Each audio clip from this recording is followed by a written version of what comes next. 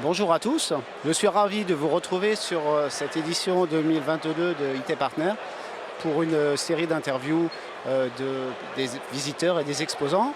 Et tout de suite, je démarre cette session avec Fabien Lévesque, directeur marketing et RSE de Dynamips. Bonjour Fabien. Bonjour Johan. Alors on va parler de votre actualité business et je vais vous faire peut-être rappeler qui est Dynamips. Bien sûr.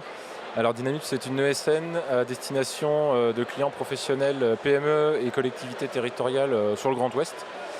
À Nantes, basé à Nantes. Exactement, basé dans le Grand Ouest avec 5 sites, mais le siège à Nantes effectivement. Oui. Et un chiffre d'affaires de 18 millions d'euros l'année dernière, 2021, année civile, pour à peu près 150 collaborateurs. Voilà. Et vous êtes en croissance assez nette, 10%, un peu plus de 10%. Ouais, c'est à peu près notre rythme de croisière sur la croissance organique et ça n'a pas dérogé à la règle l'an dernier. D'accord. Alors 4 domaines d'expertise. Tout à fait. Infrastructure hybride, donc plutôt notre métier historique d'infrastructure, la cybersécurité, le travail collaboratif avec Office 365 et les services managés évidemment. D'accord. Le dernier métier arrivé dans le giron de la société? Le dernier métier, ça reste tous des métiers historiques, mais il y a des nouveautés sur les domaines de l'infrastructure hybride avec tous les nouveaux services Azure qu'on peut proposer et dans le collaboratif évidemment avec la suite Microsoft 365 qui évolue beaucoup. D'accord. Alors effectivement, vous m'avez cité Azure, c'est là-dessus que vous avez fait la croissance une partie en tout cas, qui a tiré la croissance sur les 12 derniers mois. Alors dites-moi un petit peu en quoi ça consiste. Oui, effectivement, Azure c'est un levier de croissance fort. Il y a un vrai intérêt pour les PME qui sont davantage mûrs aujourd'hui pour entendre parler de cette technologie-là, et notamment sur les services Azure Virtual Desktop, donc virtualisation du poste de travail, et sur les services Intune également, où il y a un bel écho. D'accord, alors Intune, rappelez-moi. C'est une solution qui permet de faire ce qu'on appelle du MDM, Mobile Device Management, et donc de télédéployer des applications, de gérer des politiques de sécurité. Et vous dites, parce que la solution elle existe depuis une dizaine d'années, c'est maintenant que vous sentez le décollage ? Encore une fois, au niveau de nos clients qui sont vraiment des PME, oui, parce que j'imagine qu'elles ont atteint un certain niveau de maturité par rapport au cloud. C'est plutôt pour le privé ou également dans les collectivités ? C'est peut-être plutôt pour le privé, mais il n'y a pas vraiment de frein non plus sur les collectivités. Ok. Alors l'autre actualité pour vous, c'est le lancement de votre école de commerce, qui est orientée vente et marketing. Oui. Ça date... Ça va être lancé, la première promo va être lancée en septembre. Oui. Et en fait, l'idée, c'est de reprendre ce qu'on a fait sur la partie technique, où on a lancé il y a 2 ans. Il y a 2 ans déjà. Oui, tout à fait. Alors, comment ça marche ? Alors, c'est très simple. On a monté un partenariat avec une école locale nantaise, pour le coup. Laquelle ? L'EPSI, qui prépare donc un métier de admin système et réseau. Donc équivalent Bac+3 reconnu par l'État, sur la base d'un programme en fait, qui est établi pour nous, qui est personnalisé pour Dynamips. Et donc nous, on accueille une quinzaine d'alternants chez nous. Donc ils sont 3 semaines chez Dynamips, 1 semaine à l'EPSI. Et derrière, l'idée, c'est de les former à notre culture d'entreprise, à nos métiers, à nos process, etc. Et in fine, le but, c'est bien évidemment d'en embaucher un maximum. En 3 ans, vous m'avez dit ? En 2 ans ? En 2 ans, oui. En 2 ans. Donc là, la première promo, elle se termine. La première promo s'est terminée. Voilà. Et là, la seconde est en cours de fin également. D'accord. Combien d'alternants ? Alors une quinzaine à chaque fois, et donc sur la première promo, on en a embauché 8 en CDI, donc c'est plutôt un résultat satisfaisant pour nous. Effectivement. Voilà, et donc vous lancez la partie vente, ils seront autant ? Ils seront un petit peu moins, ils seront une dizaine, avec des profils effectivement plutôt vraiment purs ingénieurs commerciaux, et d'autres profils aussi plutôt marketing digital. D'accord. Vous les avez sélectionnés comment ? Eh bien pareil, on a lancé un partenariat avec une école. Et c'est eux qui les sélectionnent ? Ouais, donc avec nous, vous évidemment. Et puis derrière, on leur a proposé un périmètre, un lieu d'affectation, et puis voilà. Qui c'est qui s'est occupé donc de la partie du programme, et quels sont les intervenants chez vous ? Alors, le programme, c'est une commission dédiée qui a travaillé sur ce projet-là. D'accord. Et ensuite, les intervenants, ce sont les gens de Dynamips en fait. Donc c'est ça qui est sympa, c'est que chaque personne peut être acteur s'il en a la volonté pour accompagner ou à minima être tuteur. D'accord. Et il y a aussi les partenaires, nos partenaires constructeurs, éditeurs, donc Microsoft, HP, Sophos, qui viennent aussi dispenser une forme de cours à nos apprenants. D'accord. Alors effectivement, hein, si on doit maintenant parler effectivement des projets, des réalisations qui ont marqué la société au cours des derniers mois, qu'est-ce que vous retiendriez? Alors vous m'avez dit, hein, on a parlé de l'école, on a parlé de l'attractivité, du recrutement, du fait que le CA récurrent est important maintenant. Voilà. Oui. Au niveau activité macro, on va dire effectivement on a atteint des niveaux intéressants de part du service dans notre chiffre d'affaires, donc à hauteur de 40%, et aussi de part du récurrent dans notre chiffre d'affaires, là aussi à hauteur de 40%. Et ça c'est nouveau, enfin, si on se replace en arrière, le récurrent ça représentait quoi? Alors j'ai pas la progression exacte en tête, mais en tout cas c'est en belle progression, et ça a été notamment alimenté beaucoup aussi par évidemment d'une part tous les services managés qu'on propose depuis quand même un petit moment à nos clients, mais aussi par tout ce qui était licence CSP Microsoft, et ensuite tout ce qui était MSP, par exemple au niveau de notre partenaire Sophos sur la sécurité. D'accord. Donc principalement Microsoft et Sophos. En plus de nos services d'abonnement et de services managés. Ouais. D'accord. Et vous tendez aussi vers une couverture nationale? Alors on tend, oui, on est quand même très focalisé sur le Grand Ouest de par nos implantations, mais de plus en plus en fait on arrive à adresser des clients sur l'ensemble du territoire. Oui. Et en fait on se rend compte qu'aujourd'hui, notamment avec toutes les solutions à distance et les solutions cloud qu'on peut déployer, il n'y a plus de barrière géographique en fait. Voilà, et donc votre terrain de chasse maintenant c'est le territoire. On ne s'interdit plus le territoire, ouais. D'accord. Quelle est la répartition un peu de vos clients? Enfin, d'abord combien de clients? Et aujourd'hui c'est encore, j'imagine, ça démarre? Oui, alors combien de clients, c'est toujours compliqué, c'est à peu près 800 clients sous contrat. D'accord. Après, les clients actifs qui ne sont pas sous contrat, ça fait beaucoup plus, mais là j'ai pas le chiffre exact non plus en tête. Et après la répartition, ça reste en dehors de la région Grand Ouest ça reste tout de même 80% dans le Grand Ouest tout de même. D'accord. Alors, est-ce que vous, à l'inverse, vous avez été confronté à des difficultés sur la dernière année civile, notamment, je pense, au recrutement, l'approvisionnement? Ouais, alors pour la partie recrutement, évidemment on a un petit peu de mal à recruter comme tout le monde, mais peut-être un peu moins tout de même, parce qu'on a le sentiment de faire preuve d'une certaine attractivité. On a un turnover qui est aux alentours de 10 points, donc c'est quand même bien en deçà des moyennes nationales sur nos métiers. Oui. On a par exemple notre service support qui fait plus d'une vingtaine de personnes, qui n'a connu aucun départ en 15 mois, donc je trouve que c'est plutôt une bonne chose. Mais c'est vrai que sur les profils techniques et commerciaux, on a forcément du mal à recruter, ouais. D'où l'idée de nos écoles internes. Vous me parlez d'attractivité, alors vous avez fait un effort particulier dans ce sens? C'est un effort qui existe depuis plusieurs années, c'est très lié à notre démarche RSE et donc à une politique de QVT, de qualité de vie au travail qui en découle. Et par exemple, on a statué là au mois de janvier une nouvelle organisation du travail avec évidemment beaucoup de souplesse pour le collaborateur, et notamment on est passé à 3 jours de télétravail par semaine autorisé, si la personne le souhaite bien sûr. Et alors ça a été pris? Ah oui, alors ça a été adopté? Oui, bien sûr, mais après il y a les gens qui le font, d'autres pas. En moyenne, je pense qu'on est tout de même aux alentours de 2 jours par semaine à l'échelle des collaborateurs dynamiques. Ça. Ce qui est pas mal, enfin c'est une vraie transition par rapport à l'avant-Covid. Alors non, parce qu'on avait déjà un accord de télétravail avant Covid à raison d'1 jour par semaine. Oui. Pendant le Covid, on a expérimenté le tout possible. Et puis après, on a tiré les bilans et puis on s'est dit que 3, ce serait déjà super. Ok.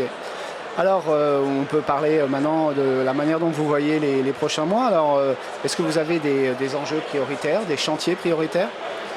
Oui, alors sur la partie offre, on va rester sur les services Azure dont je parlais au début.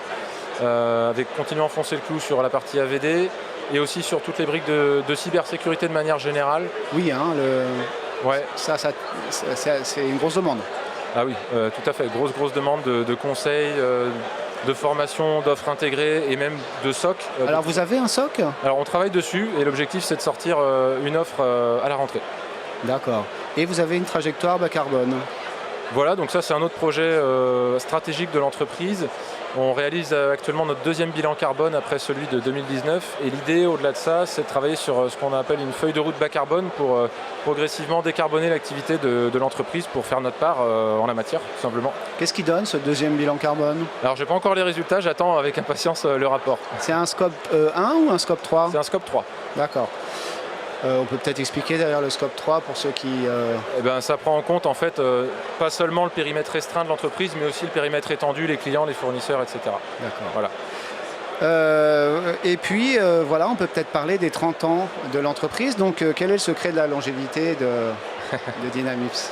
Je pense que le secret il réside avant tout dans les valeurs et dans la conservation d'un certain ADN. Voilà, je pense tout de suite à la notion de proximité avec les clients, mais aussi avec les équipes. On essaye d'avoir un management de proximité. Et aussi, à travers une posture d'entreprise apprenante, en fait, on essaye de conserver l'agilité. On sait que c'est hyper important, notamment quand les crises se multiplient, pour faire preuve de résilience. Et du coup, on essaye vraiment de s'inspirer beaucoup d'entreprises comme des startups, par exemple. On essaye beaucoup de regarder à l'extérieur pour conserver voilà, cette fraîcheur, si je puis dire, et maîtriser notre croissance et notre développement. Alors, entreprise apprenante, concrètement, dans les process, ça veut dire quoi? Dans les process, ça veut dire avoir une espèce de réflexe d'innovation au sein des équipes, avoir un réflexe de collaboration, d'échange, de remontée d'idées, et puis surtout avoir les oreilles grandes ouvertes sur ce qui se fait à l'extérieur. Et voilà, Et à l'intérieur aussi peut-être? Ah oui, tout à fait. Ouais. D'abord au niveau des équipes et ensuite au niveau de l'extérieur, que ce soit des organisations dans notre secteur ou pas. Mais l'idée c'est de conserver ça pour continuer à mener toute une multitude de projets comme on fait tout le temps. Merci Fabien. Merci à vous. Bon salon. Merci vous aussi.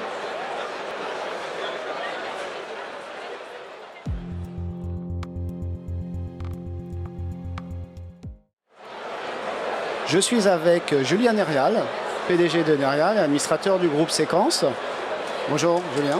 Bonjour. Ravi de vous accueillir sur ce plateau. Alors, on va commencer par les présentations. Rappelez-nous Nérial, votre effectif, le chiffre d'affaires et puis vos principales expertises. Donc Nérial Informatique, nous sommes situés en Auvergne, à Clermont-Ferrand, une société de 45 personnes pour un chiffre d'affaires de 7 millions d'euros, avec une structure de chiffre d'affaires qui s'articule autour de l'intégration, qui est notre métier historique, pour environ 4 millions d'euros, et l'activité service manager avec la cybersécurité, l'infogérance et l'hébergement pour environ 3 millions d'euros. D'accord.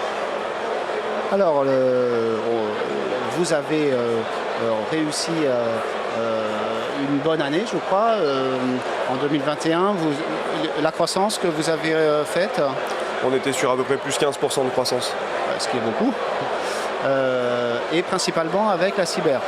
Oui, on a senti, nous, sur notre positionnement infogérance hébergeur, que l'approche cyber était vraiment une forte demande de la part de nos clients. Donc on a développé beaucoup d'offres autour de la cyber. Par exemple? Alors, on a développé notamment la partie consulting qui est liée autour des analyses de risque, de la partie vraiment analyse avec l'approche qualité liée aux normalisations chez nos clients. D'accord. Ça c'est pour la partie nouveau métier.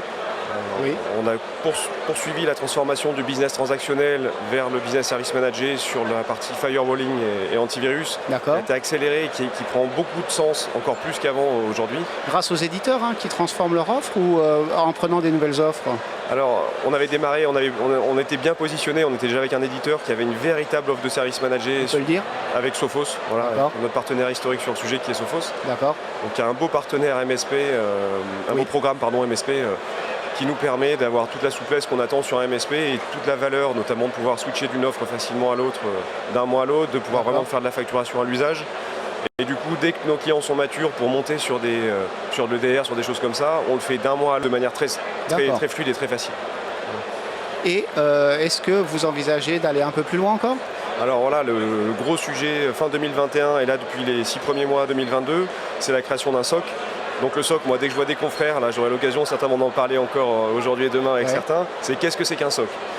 Donc, oui, parce que tout le monde n'est pas d'accord sur la définition? Tout le monde n'est pas d'accord sur la définition. Donc aujourd'hui on reste sur un terme assez générique. Moi j'ai considéré qu'aujourd'hui un SOC c'était 2 piliers principaux qui sont une gestion des vulnérabilités et une capacité à retracer une attaque pour venir expliquer aux clients comment l'attaque s'est produite et avoir des alertes, des alertes sur des attaques qui sont en train de se produire. Pas de remédiation en tant que telle pour l'instant? Alors la remédiation dans des EDR avec des centres de services, il y a une partie des attaques sur lesquelles il y a de la remédiation automatique ou par des experts.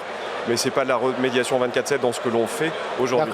Donc aujourd'hui, on a créé un nouveau service totalement nouveau qui est de la gestion des vulnérabilités. Oui. C'est assez peu connu, on est sur des choses assez, pourtant dans du standard d'informatique, hein, c'est-à-dire venir analyser chaque jour sur les systèmes de nos clients, quelles sont les nouvelles vulnérabilités qui concernent son système, donc c'est des logiciels spécifiques, et de savoir mettre en place un traitement, un suivi en fait, pour traiter ces vulnérabilités en relation avec le client.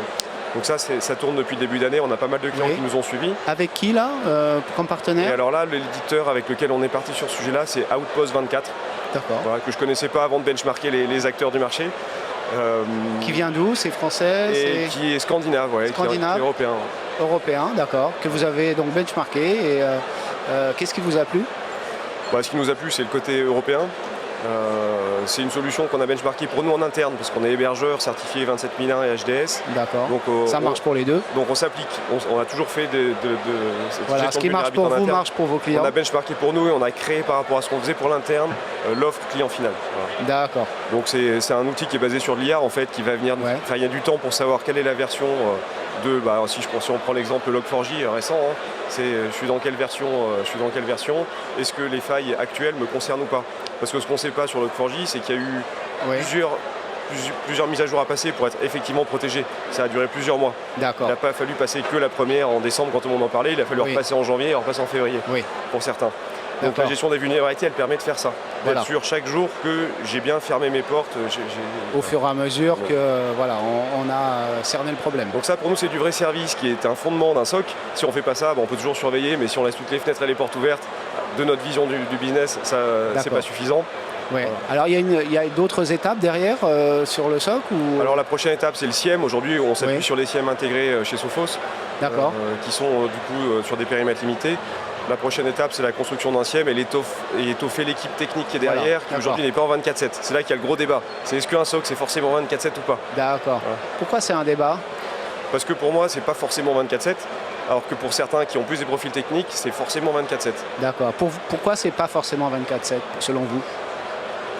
Parce que le risque majoritaire, il est quand même, on va dire, moi j'estime 80% du risque, il est quand on est les PC connectés, les utilisateurs qui cliquent partout. Donc c'est plutôt les gens qui travaillent sur les horaires d'ouverture, ou ceux qui ne travaillent pas en 24/7.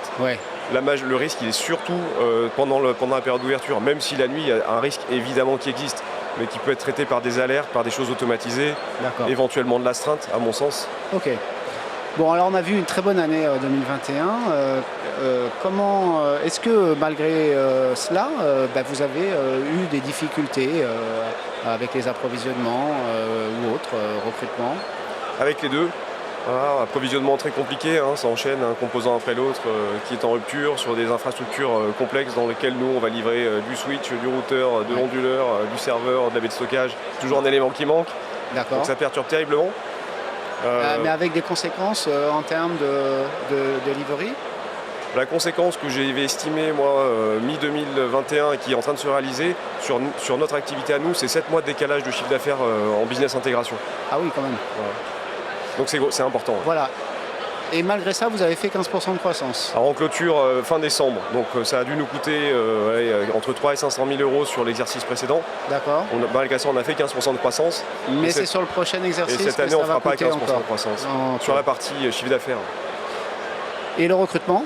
Et le recrutement, c'est évidemment très difficile pour nous aussi. Voilà, le constat, c'est que les compétences, il n'y en a pas beaucoup. On n'a jamais eu pléthore, mais là, c'est la catastrophe. On n'a pas de CV, on ne reçoit pas de CV. Donc aujourd'hui, pour contourner le problème ou trouver des solutions plutôt, on recrute des jeunes sortis d'école. D'accord. Voilà, donc pour ça, il faut avoir une structuration d'organisation qui est un peu adaptée aussi. Donc on recrute des jeunes, en ce moment on a 5 stagiaires et alternants dans l'équipe. Ah oui. Et on espère en garder certains. Voilà. Sur un effectif de 45. Donc ils sont en plus. Ça fait 10%. Voilà, après qu'ils sont en plus des 45 sur les stagiaires, je ne les compte pas dans l'effectif. Ok, oui. Mais oui, c'est notre réservoir de recrutement aujourd'hui. Voilà, quand on prend des stagiaires, moi aujourd'hui, c'est vous faites quoi pour le stage? S'ils ne cherchent pas du travail, je ne le prends pas. Voilà, pour moi, c'est vraiment le pied à l'étrier, venir tester, venir voir si ça match sur le métier que l'on fait, sur les compétences des jeunes. Et c'est comme ça qu'on arrive à recruter aujourd'hui. Vous les prenez à quel niveau? Minimum Bac plus 2 BTS. D'accord. De BTS à Master. Et ça, vous trouvez? Oui, ça il y a des jeunes et il y a encore, on a de la chance dès qu'on envoie un de temps en temps avec l'envie, etc. On se dit ouais, ça existe encore, il faut arrêter de dire que tout pour à vélo, non, ça existe encore. On voit encore pas mal de jeunes qui tiennent la route, qui ont envie, qui aiment l'informatique. D'accord. Au niveau du marché local, il y a des choses particulières à signaler sur votre région? La concurrence a évolué, le parc de clientèle a changé. Alors nous, on est très concentré depuis 5 ans sur notre parc client, avec très peu de développement hors du parc. Dans la structure commerciale, on occupe peu le terrain en conquête. D'accord. Donc j'ai pas vraiment de retour terrain objectif sur le sujet. Après, ce qu'on observe, c'est que c'est assez étrange. On a beaucoup de sujets, plus de sujets que d'habitude. Et on est quand même assez attentif sur le fait qu'on ait le taux de transformation habituel. Alors qu'il y a plus de matière, on n'est pas inquiet. Oui. Parce qu'on sent vraiment, notamment sur sujet cyber, qu'il n'y a pas la même attention et il n'y a pas les mêmes engagements financiers ni les mêmes engagements de temps des directions. Donc il y a plus de sujets, mais il y a moins de transformation? On le craint aujourd'hui, c'est vrai que les gens font des choses, mais moi j'ai des inquiétudes pour la fin de l'année en me disant tout le monde ne pourra pas, même ceux qui veulent ne pourront peut-être pas engager les investissements qu'ils souhaitent dans ces sujets-là sur lesquels on travaille aujourd'hui. Oui, pourquoi vous pensez ça? Elle est plutôt macroéconomique. Oui, macroéconomique. Ouais. L'Ukraine, les taux d'intérêt. On voit que la consommation qui baisse, qui est très loin de notre métier B2B informatique, oui. Mais malgré tout, nos clients vont indirectement finir par être impactés. Voilà. L'inflation, les salaires qui montent. Moi, je vois certains clients qui recrutent sur des postes avec des salaires sur lesquels ils ne savent même pas s'ils vont être rentables. C'est une mauvaise nouvelle aussi pour tous leurs prestataires, parce qu'une société qui n'est pas rentable, si elle ne trouve pas la solution, ça ne sera pas un client pendant longtemps. Et du coup, vous avez une idée de l'impact pour vous? Je ne peux pas le mesurer aujourd'hui, moi c'est juste du ressenti. Je livre que du ressenti, après l'impact il sera forcément limité pour nous, parce que ce sera toujours une proportion du bassin économique dans lequel on est, ça ne sera jamais massif à mon sens. J'ai pas peur d'une crise massive sur la région Auvergne, bien au contraire. Plutôt une région en développement. Ouais. Mais... Alors, vous avez plusieurs sujets prioritaires pour les prochains mois, en tout cas en termes de structuration. Vous venez d'être validé label Expert Cyber. Alors pas tout à fait, mais oui. Pas tout à fait. J'espérais aujourd'hui, oui. Oui, l'annoncer, c'est pas tout à fait. Non, parce qu'on attend la réponse officielle. D'accord. Alors c'est assez compliqué, il faut que j'aille les voir après d'ailleurs. Je vais aller les voir. Ils sont là. Pour comprendre comment ça fonctionne. D'accord. Parce que c'est vrai que on a mis plus de 3 ans à avoir la certification ISO 27001 HDS. Oui. On est peut-être parti un peu léger sur l'expert cyber qui est beaucoup moins contraignant. Oui. Mais voilà, il y a une approche d'audit qui, aujourd'hui, c'est des échanges par mail, etc. On a peu d'échanges avec la personne qui audite. C'est pas, voilà. Donc on l'a pas encore validé. Bon, ça va arriver. Mais pour nous, c'est important. Point. Moi, j'ai la vision, effectivement, c'est une très bonne démarche, le label Expert Cyber. Parce qu'on a une profession qui, pour moi, a besoin d'être normalisée. Voilà, c'est peut-être même le premier pas d'autres. Alors, normalisation, vous m'avez dit aussi, vous prépariez le Second Cloud. Alors ça, c'est quand même pas une mince affaire. Voilà, par rapport à HDS, c'est un petit peu différent. On est sur des périmètres quand même qui restent comparables par rapport à l'hébergeur de données de santé. Il y a d'autres thématiques à adresser qu'on est en train d'explorer. Oui. On est en train de se familiariser avec la norme, mais j'avoue que c'est pas moi qui m'y colle en direct. Donc j'ai pas encore vraiment tous les détails techniques des différences entre les ISO, HDS et Second Cloud. Par contre, j'ai vu sur votre site d'ailleurs, sur les projets qui étaient de notation. Des prestataires cyber, avec les lettres comme on a sur le Nutri-Score, les ABCD, et le référentiel pressenti serait le Second Cloud. Pour dire un Second Cloud, il va probablement être le A, parce qu'aujourd'hui c'est quand même une norme assez contraignante, etc. Donc ça va dans le sens de ce que je décrivais pour le label Expert Cyber, à ce que nous on a commencé à faire sur l'ISO. Et moi je vois tous les bénéfices que ça a eu dans notre fonctionnement, sur la garantie qu'on pouvait délivrer à des clients avec ces méthodes-là qui nous remuent un peu quand même. Voilà. Oui, mais du coup, ça rassure les clients et c'est efficace. Les clients, là où c'est marrant, c'est que ça les rassure pas vraiment parce qu'ils pensaient qu'on était déjà parfait. Ah. Donc ils se disent. On s'améliore, ils disent pourquoi vous améliorez? Oui. Bon. Ok. Mais nous, on sait pourquoi on le fait. Alors vous êtes aussi, je le disais en entrée, administrateur du groupe Séquence, et là il y a de l'actu. Vous me disiez qu'il y a du recrutement et que voilà l'idée de groupement, qui est quelque chose qui est une idée ancienne, finalement reste très moderne. Ça vous permet notamment de faire face à l'hyperconcentration du marché. Oui, aujourd'hui il y a un sens vraiment différent d'adhérer à un groupement comme Séquence Informatique. effectivement, Alors on peut peut-être rappeler Séquence, combien d'adhérents et qu'est-ce que ça représente en termes de surface financière? Alors Séquence, c'est 40 intégrateurs régionaux répartis dans toute la France, à peu près 50 millions d'euros d'achats groupés, Oui. une structure avec 5 permanents, direction générale, financière, marketing, technique, voilà, et un directeur des opérations qui a été recruté en début d'année. C'est des services captifs de financement, négociations avec les grossistes et relations avec les constructeurs. Donc les labels portés par les adhérents sont en fait des portées différées sur le groupement. D'accord. Donc ça c'est une nuance quand même qui est importante. On fonctionne comme un groupe en fait avec des filiales Voilà. vis-à-vis des constructeurs. Vous m'avez dit le CA cumulé de l'ensemble des En intégrateurs? achat 50 millions et en CA accumulé on doit être à 60, 70, 80 millions. D'accord. Donc aujourd'hui ça prend du sens, pourquoi? Parce que on se retrouve seul face aux constructeurs et aux grossistes. Quand on fait 3 millions d'euros de chiffre d'affaires, plus personne nous parle. Et puis on est un peu paumé, et puis on n'a pas de matériel, et puis on ne sait pas ce qui se passe. Quand on est dans Séquence, on a toute une structure qui parle, qui est institutionnalisée, connue, reconnue, qui parle avec tous ces gens d'une seule voix, et qui est très organisée aujourd'hui.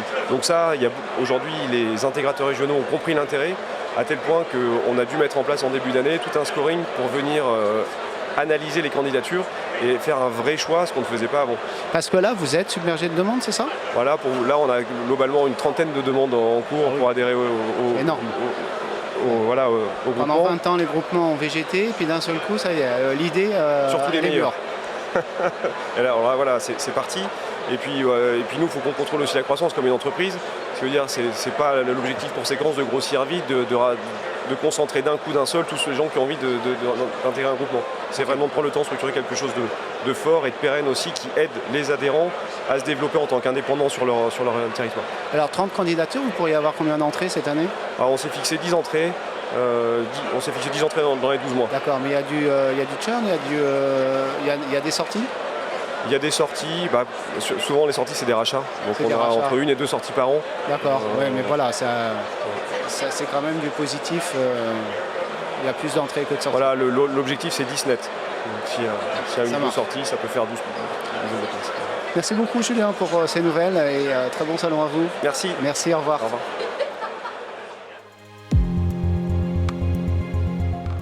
Nous revoici sur le plateau.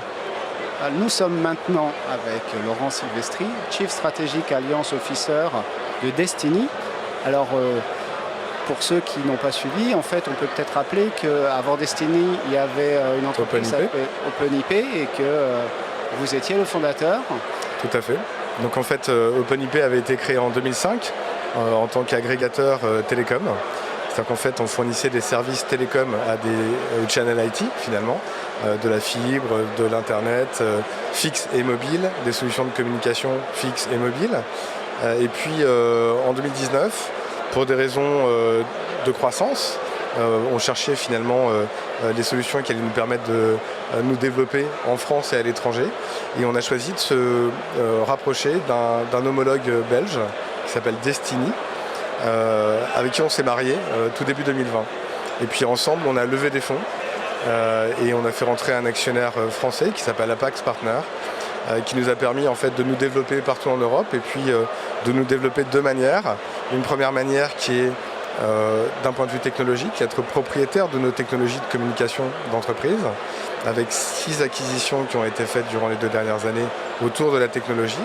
Et puis grossir et avoir une présence géographique plus importante qu'en France et en Belgique. Alors désormais on est aux Pays-Bas, on est en Suède, on est au Danemark et en France. Et le groupe est passé depuis 2020. En 2019 on était à 60 millions de chiffre d'affaires. Aujourd'hui on est à 200 millions de chiffre d'affaires. On est passé de 200 salariés à 1000 salariés. Donc une très belle croissance durant les 2 dernières années grâce à ce mariage. D'accord. Alors on peut peut-être rappeler les chiffres en France. En France c'est... Alors en France, en 2019, on était à 20 millions de chiffre d'affaires autour de ex-OpenIP. On a fait 2 acquisitions. L'acquisition d'une société qui s'appelle Aliantel, qui était à Paris et qui était aussi dans le Channel. Et puis une autre société qui s'appelle IP-Line, un spécialiste de la sécurité et du cloud, qui est basé à Lyon. Et aujourd'hui, en fait, l'année dernière, en 2021, on a fait 50 millions de chiffre d'affaires, 48 millions exactement. Et vous êtes combien?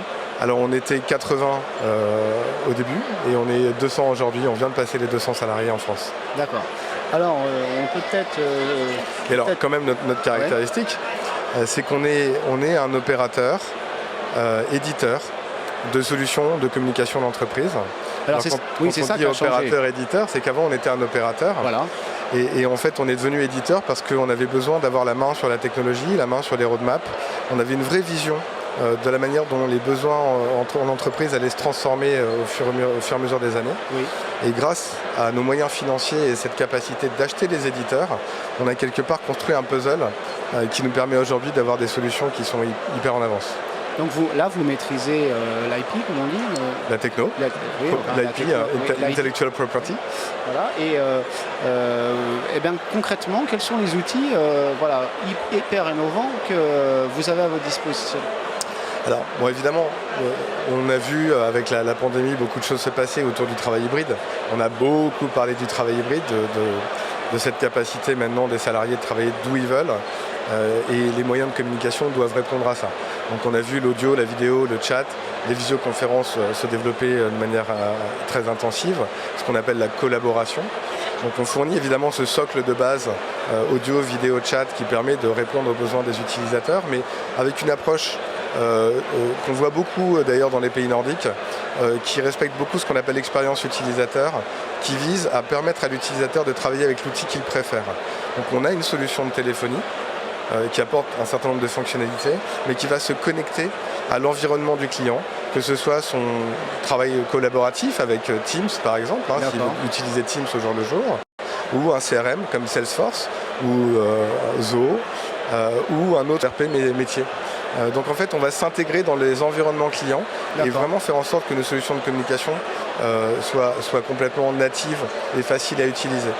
Deuxième chose, on rentre dans un ère de communication digitale, j'ai envie de dire, dans lequel on voit qu'à base de nouvelles technologies comme de l'intelligence artificielle par exemple, ou de l'omnichannel, de l'omnicanalité dans les rapports de communication, l'intégration des réseaux sociaux par exemple, c'est rajouter des canaux de communication, on a en fait beaucoup d'innovations à apporter à nos clients. On peut penser par exemple à des communications digitales portées par une intelligence artificielle pour connecter sur un site web un chatbot qui va prendre la main sur la prise de contact avec des internautes. Et donc j'ai peut-être 2000 personnes qui viennent tous les jours sur mon site web.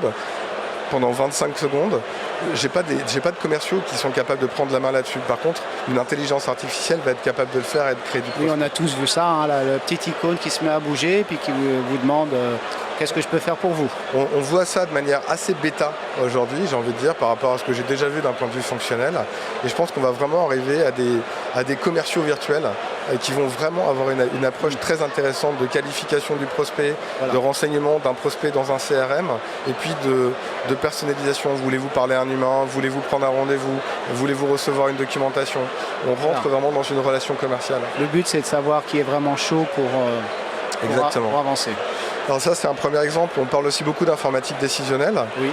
Nos outils sont capables de sortir des analytiques autour de la communication, des communications d'entreprise.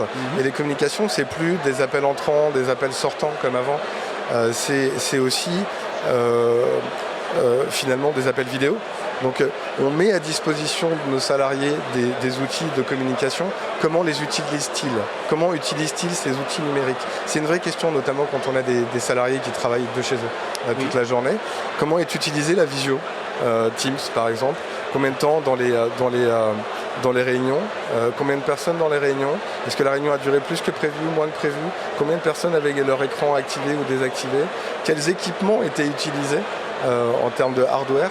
Et est-ce que ça correspond aux normes de l'entreprise et aux normes de qualité de service que veut déployer l'entreprise? Et puis on a aussi beaucoup de choses autour de ce qui se passe réellement dans l'appel. Avant, la téléphonie routait des appels et aujourd'hui on voit ce qui s'y passe.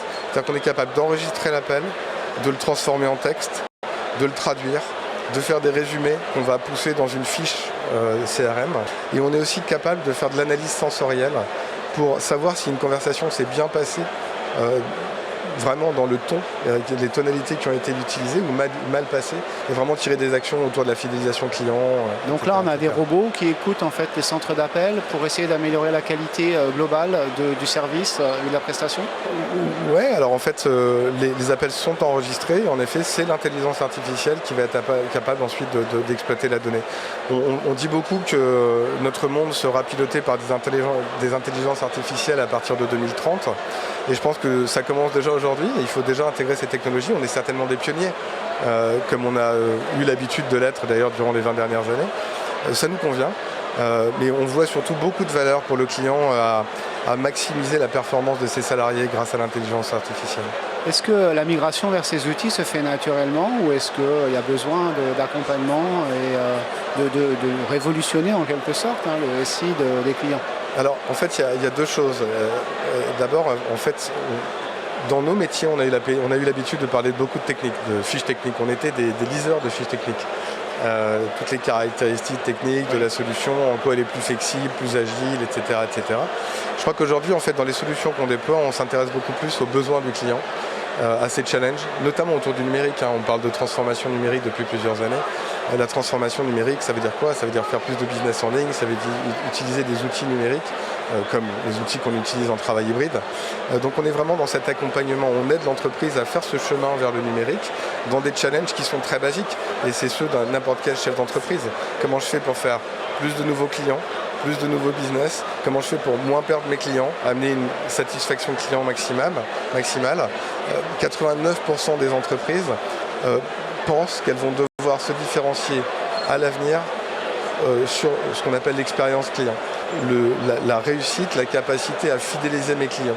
Donc les outils qui vont permettre de le faire sont hyper stratégiques. Et finalement, les communications, c'est la base des affaires. Quand on fait des affaires, on communique avec les gens. Et nos moyens de communication d'hier, qui étaient plus numériques, analogiques, deviennent aujourd'hui digitaux parce que le business se fait aussi de manière digitale. Alors historiquement, vous aviez une relation plutôt directe avec vos clients, mais ça a évolué avec le temps. Maintenant, vous actionnez un réseau de partenaires. C'est d'ailleurs la raison pour laquelle vous êtes là en tant qu'exposant. Voilà, il y a quelque chose à dire par rapport à ça? Alors, on existe en France depuis 15 ans et depuis 15 ans, on fait du channel. Oui, mais c'était pas 100%. 100% de channel. Depuis le début? Ouais. Pardon. 100% de channel. Alors, j'ai dit une bêtise. Par contre, c'est vrai que très sincèrement, on a aidé et accompagné la transformation de tous nos partenaires intégrateurs vers un nouveau métier qui est un métier d'opérateur de service. Oui. Et on se rend bien compte aujourd'hui en fait que il reste dans une démarche de vente de commodité, dans une démarche qui est très axée sur le prix finalement, oui. Et la capacité à faire des réductions. Et on voit bien que les solutions qu'on propose sont les solutions à valeur qui s'appuient sur une démarche commerciale qui est totalement différente. Oui. Aller faire de la découverte client, avoir cette capacité à expliquer la valeur des solutions. Et à comprendre le besoin. Et à comprendre le besoin. Donc on a un vrai enjeu qui commence cette année avec à la fois le changement de marque qui a été annoncé, cette nouvelle ambition qu'on veut porter pour le marché, passer d'opérateur de services à opérateur de solutions. Et nous, passer de fournisseur de services à fournisseur de solutions. Donc on va mettre énormément d'énergie pour accompagner nos partenaires dans cette formation commerciale et cette capacité à découvrir les besoins clients. Ça suppose recruter de nouveaux partenaires plus à valeur? Alors en France, on a quand même 1200 partenaires qui travaillent déjà avec nous. Oui, donc vous allez incroyable. Les faire grandir avec vous. Des partenaires qui nous font confiance, qu'on a déjà accompagnés pendant de nombreuses années dans leur métier, dans leurs activités, qu'on a fait évoluer, qu'on a accompagné à créer de la valeur, à diversifier les offres. Et donc on va continuer à les accompagner. On va recruter ceux qui ont envie d'aller vers cette approche valeur, évidemment. Mais on saura parfaitement les accompagner dans ces nouveaux enjeux. Merci beaucoup, Laurent. Je pense que voilà, on a fait le tour de votre actualité. Vous aviez peut-être besoin de rajouter quelque chose? Oui, je crois que... Vous m'avez parlé d'une nouvelle plateforme, je crois qu'on en a un peu parlé. Oui, en effet, la technologie arrive, elle va apporter beaucoup de valeur dans le cadre de la digitalisation des PME, elle va accélérer cette numérisation des PME. Elle va vraiment donner du sens aussi au channel dans l'approche client, c'est-à-dire qu'en fait, avoir du sens, c'est contribuer à quelque chose, contribuer à la performance, à la réussite de nos clients. Donc je crois que c'est vraiment un des très très gros enjeux. Et puis ensuite, la deuxième chose, c'est que je voudrais dire que je suis très fier en fait, de toutes nos équipes françaises. On a vraiment une équipe qui est incroyable, qui a su accompagner durant ces 2 dernières années le groupe Destiny, cette transformation. On est passé quand même de 80 personnes à 200 salariés, mais on a une vraie culture d'entreprise très très forte qui nous permet aujourd'hui de nous différencier et de vraiment fidéliser nos partenaires. Bon, très bien, merci beaucoup. Merci. Allez, Johan. bon salon. Merci.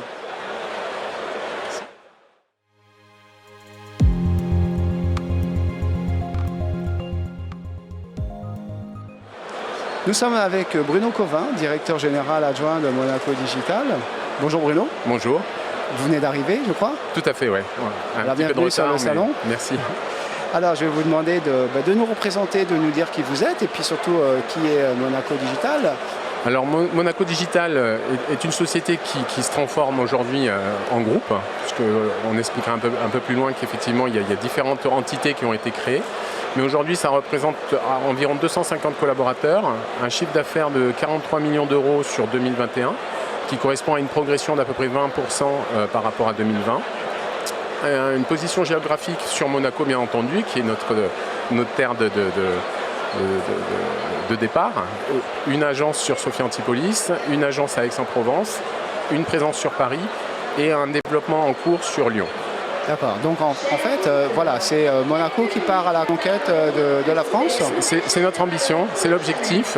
Ça a été de développer déjà notre activité, nos compétences, notre centre de compétences sur Monaco, nous confronter à des clients, à des structures très, très monégasques.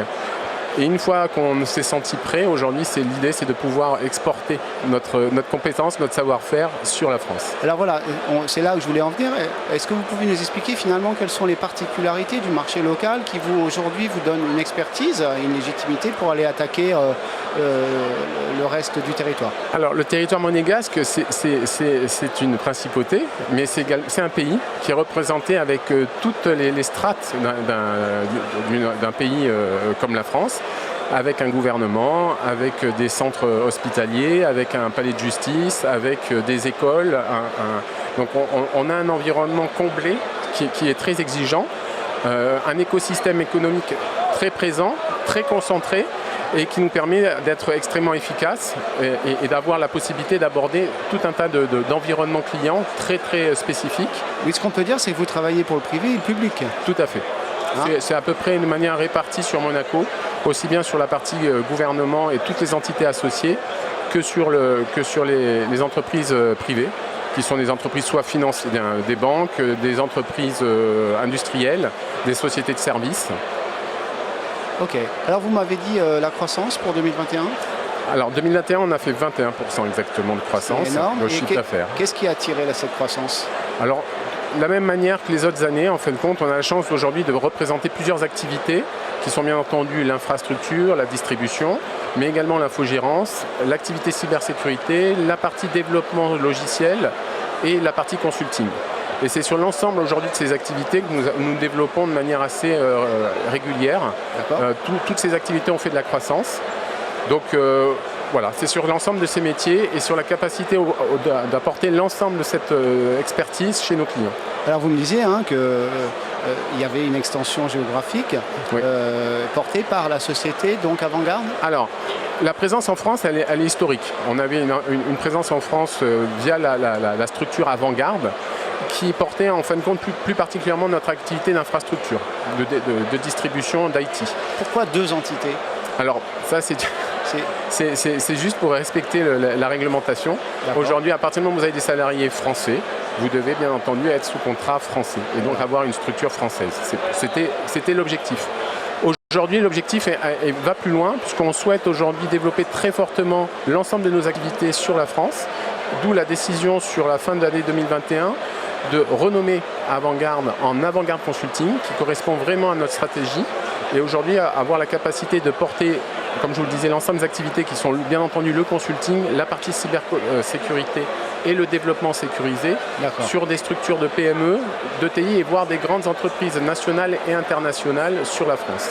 Et alors la particularité aussi de votre approche, c'est que vous êtes à l'origine d'un GIE qui s'appelle Red IT, qui recrute et qui emmène d'autres prestataires informatiques. Exactement. C'est quelque chose que nous avons initié il y a 2 ans en partenariat avec une structure qui se trouve à Aix-en-Provence, qui est Real IT, où nous souhaitions en fin de compte nous rapprocher, nous renforcer en fin de compte via ce GIE pour être plus présent au niveau national. Alors, y a qui dans ce GIE? Parce que j'ai cru comprendre que vous aviez de nouveaux partenaires. Alors, les deux on dirait, partenaires historiques sont effectivement Real IT et Monaco Digital. On a été rejoint par la structure Soliceo qui est basée sur Grenoble et qui a été récemment rachetée par Exanet. Donc le groupe Exanet a également rejoint ce GIE. D'accord. La société Actea qui est basée à Bordeaux. D'accord. Et nous sommes en cours en fin de compte de négociations pratiquement finalisées avec d'autres structures qui sont basées sur d'autres régions en France. L'idée c'est d'avoir une couverture globale et nous permettre en fin de compte de nous positionner sur des marchés nationaux. Voilà. Alors on n'a pas vocation à devenir on va dire un GIE avec plusieurs centaines d'adhérents, mais vraiment avoir un GIE qui regroupe déjà des partenaires qui ont à peu près la même vision, la même taille et la capacité d'avoir une couverture nationale. Alors vous insistez beaucoup sur l'aspect cybersécurité. Déjà, peut-être vous pouvez nous dire ce que ça représente dans l'ensemble de l'activité, la cyber? Alors, l'activité cybersécurité, c'est une activité qu'on a démarrée en 2015 par la création d'un centre de service chez Monaco Digital. Oui. Alors, il a démarré de manière assez simple avec 2-3 consultants, mais qui s'est très rapidement développé. Aujourd'hui, on a à peu près une trentaine de consultants sur la cybersécurité. Rappelez-moi, sur un effectif de 250. 250. Voilà. Alors, aujourd'hui, d'ailleurs, cette activité, pour nous, a nécessité aujourd'hui de devenir un pure player. C'est pour ça qu'on a décidé également fin 2021 de la séparer, entre guillemets, de Monaco Digital, d'en faire non plus une centre de service, mais une société à part entière, un pure player autour de la cybersécurité, et qui s'appelle aujourd'hui Monaco Cybersécurité. D'accord. Alors, via cette création d'entreprise, on a également développé toutes les activités qu'elle portait. Jusqu'à présent, elle était plutôt spécialisée sur la partie consulting, accompagnement, audit des entreprises. Elle avait la capacité également de faire des audits certifiés PASI, de faire des tests d'intrusion, des pen tests. Et aujourd'hui, notre ambition a été, et aujourd'hui c'est opérationnel, de créer également des offres de type SOC. Donc on a aujourd'hui une offre SOC Light pour les PME, qui va plutôt se focaliser sur la partie poste de travail, et puis un SOC beaucoup plus opérationnel qui lui va prendre en compte l'ensemble de l'infrastructure. Ce SOC est basé à Monaco aujourd'hui, voilà, et va permettre aujourd'hui bien entendu de répondre aux besoins des sociétés monégasques, et l'ambition c'est aussi de le porter sur le sud-est et sur la France. Donc c'est bien un SOC externalisé, mutualisé. Exactement. Autre point important sur cette activité de SOC, c'est également une stratégie que portent les autres membres du GIE. Oui. Donc notre ambition, c'est de pouvoir demain, par ce GIE et nos rapprochements, pouvoir apporter une couverture globale nationale qui pourra être beaucoup plus présente, pertinente, oui, et efficace auprès des clients. Parce que c'est la demande du marché. Tout à fait. Et alors, je note que Avant-Garde Consulting est présent au campus cyber national à La Défense. Tout à fait. Alors, en vertu de... Alors, c'est la même démarche. Aujourd'hui, on souhaite aujourd'hui être extrêmement pertinent, présent, un vrai acteur de la cybersécurité sur Monaco et sur le sud-est. Oui. Et il nous semblait important, puisque cette activité de cybersécurité, on la porte également en France via Avant-Garde Consulting. Il nous semblait important aujourd'hui à vouloir être un référent, avoir l'ambition nécessaire d'être présent au campus cyber à La Défense. Donc nous avons fait le nécessaire exactement pour pouvoir représenter de manière ambitieuse la Monaco cybersécurité et la principauté de Monaco sur le campus cyber à Paris. Alors ça vous apporte déjà des choses, autre que de la visibilité ? Alors oui, déjà c'est une présence dans cet environnement qui est extrêmement productif, qui permet effectivement d'échanger, de partager, d'être au cœur en fin de compte du réacteur de la cybersécurité française. D'accord. Et Monaco ne souhaite pas se différencier en fin de compte, et être présent effectivement dans cette démarche de sécurisation de ces infrastructures. Voilà. Ok. Alors l'autre gros pan d'activité, c'est le cloud. Exactement. Alors oui, voilà, si on peut en dire 2 mots, quelle tournure prend cette activité ? Alors pour nous, c'est également aujourd'hui, en tout cas, la stratégie sur les prochaines années, que l'on a initiée depuis quelques années également, et qui correspond aujourd'hui à une transformation forte de nos équipes, des compétences de nos équipes, et puis effectivement la capacité de répondre de manière la plus pertinente possible auprès de nos clients. Alors on peut redire simplement, qu'est-ce que ça pèse le cloud aujourd'hui? Quelles sont les différentes expertises que vous proposez?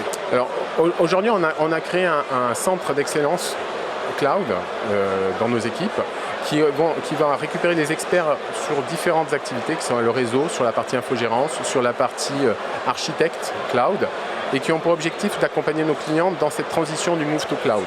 Mais un move to cloud qui ne se souhaite pas forcément full cloud, mais qui est capacité d'apporter cette approche hybride pour laquelle on pense que c'est la meilleure vision, la meilleure stratégie, et le multi-cloud également. Être capable aujourd'hui de porter et de proposer à nos clients des offres multiples qui apportent, aussi bien en termes de coûts et en termes de fonctionnalité, la solution la plus proche et la plus adaptée aux clients.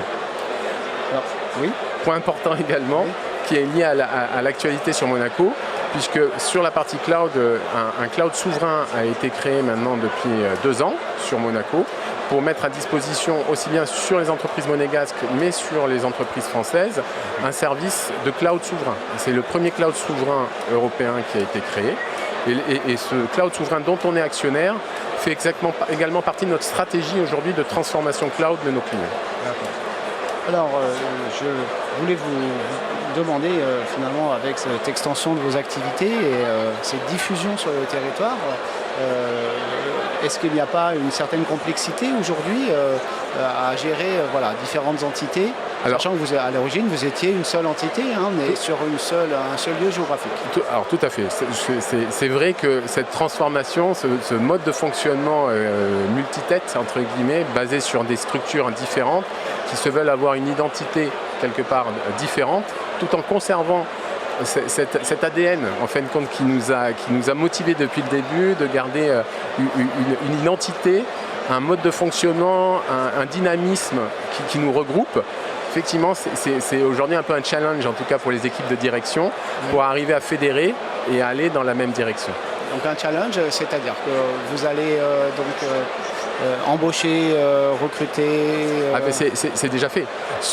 Depuis le début de l'année, sur la structure Avant-Garde Consulting, on a recruté à peu près une vingtaine de consultants, d'où le besoin aujourd'hui également de créer une agence sur Lyon, qui n'était pas le cas l'année dernière. Et là, on est en train de chercher des locaux d'à peu près 300 mètres carrés qui vont nous permettre effectivement de développer également cette présence au-delà d'Aix et de remonter, de faire la jointure avec Paris. D'accord, donc toujours une grosse croissance là pour les prochains mois, à votre avis? Alors oui, une croissance qu'on souhaite par rapport à ces différentes activités, une croissance particulièrement sur la France, bien entendu, via Avant-Garde Consulting, ça c'est la stratégie. Sur Monaco, ça sera difficile de faire plus, mais notre ambition, notre challenge, c'est de faire mieux. Voilà. Donc aujourd'hui, le développement sera particulièrement concentré sur la France. Très bien, merci beaucoup Bruno, je vous souhaite un très bon salon. Merci beaucoup à vous. Au revoir. À bientôt.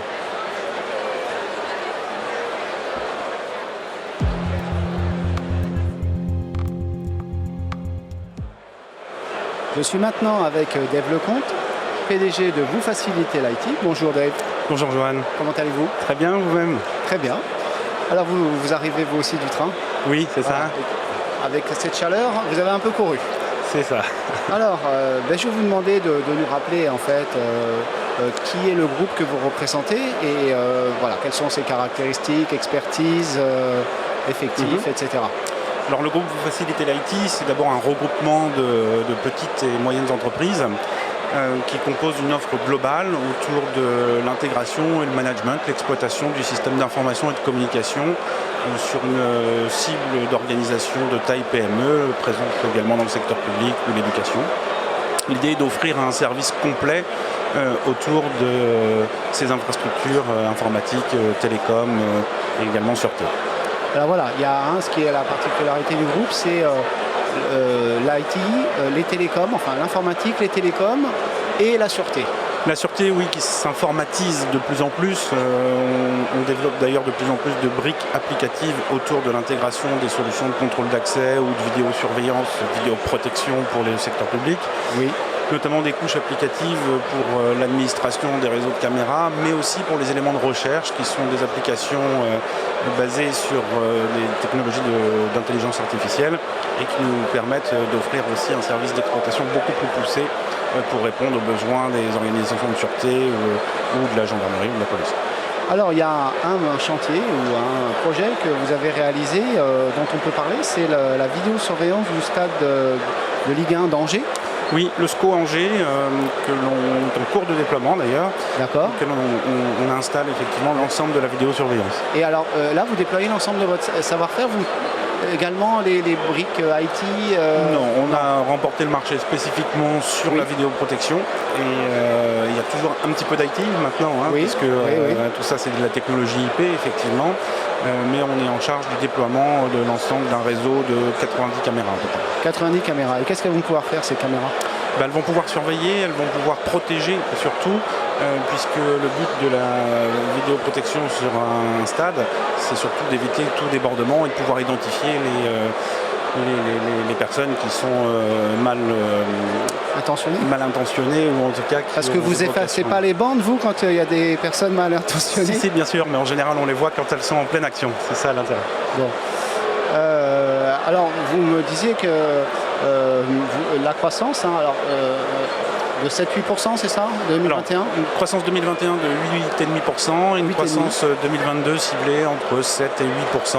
D'accord. Un petit peu d'incertitude liée au contexte économique qui reste instable, qui a des impacts aussi, effectivement. On en reparlera. On en reparlera tout à l'heure. Ok, la nouvelle, donc vous avez eu donc une croissance de 7%, 7,5%. 8,5% en 2021. 8,5, pardon. Vous citez finalement trois offres qui ont tiré cette croissance. Une offre SOC, donc qui est nouvelle. Alors une offre SOC qui est nouvelle, dont le développement de la croissance va se faire sur l'exercice en cours, sur l'exercice 2022.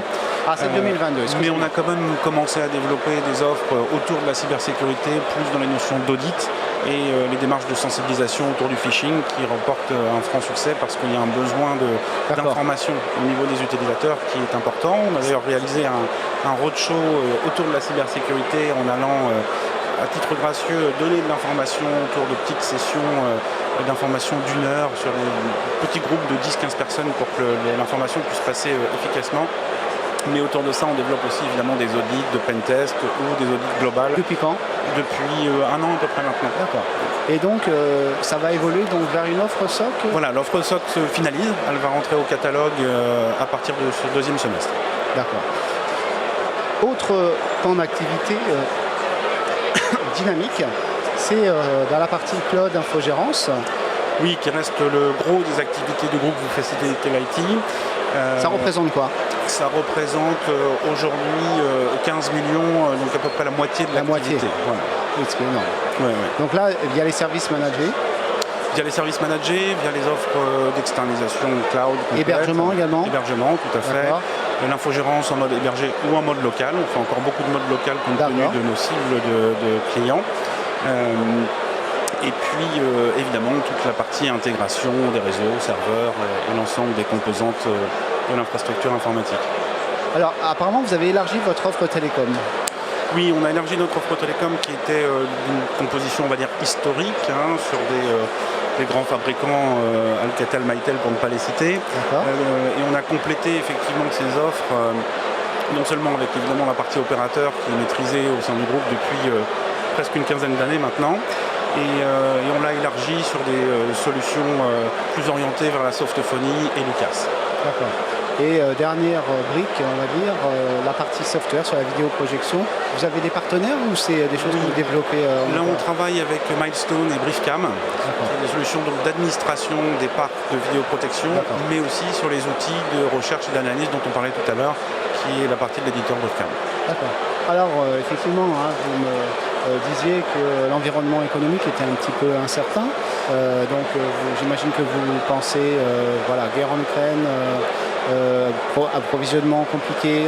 Oui, tout à fait. C'est tous les sujets de l'actualité que nous suivons tous. On est très impacté dans notre secteur d'activité sur les approvisionnements. Ça va durer. Ça va durer au moins 1 an et demi, si ce n'est plus. D'accord. Ça impacte évidemment l'organisation de notre production, la réactivité aussi que l'on peut développer chez nos clients, et puis le climat économique incertain lié aux éléments de marché, l'inflation, l'augmentation du coût de la vie qui impacte les grilles de salaire, les attentes des collaborateurs qui s'entendent et qui se justifient. Mais tout ça, dans une dynamique d'entreprise, alimente une difficulté supplémentaire. Mais pour l'instant, la demande est toujours là et reste forte. Je pense que le marché IT est somme toute protégé dans cet environnement économique BAL et pourvu que ça dure. Alors, effectivement, vous me disiez que vous étiez en train de finaliser votre offre au SOC. On peut peut-être revenir là-dessus, ça c'est l'enjeu des prochains mois. Vous avez sélectionné des partenaires, embauché. Alors on a une équipe complète aujourd'hui qui est composée d'un RSSI et de 5 experts. L'ensemble des solutions sont choisies également, donc l'intégration est finalisée. On peut dire lesquelles? Alors on peut dire effectivement Endpoint, on peut dire Sentinel-1 sur la partie EDR, on peut dire N-Central sur la partie distribution de services. Vous pouvez dire 2 mots sur le pourquoi de ces solutions-là?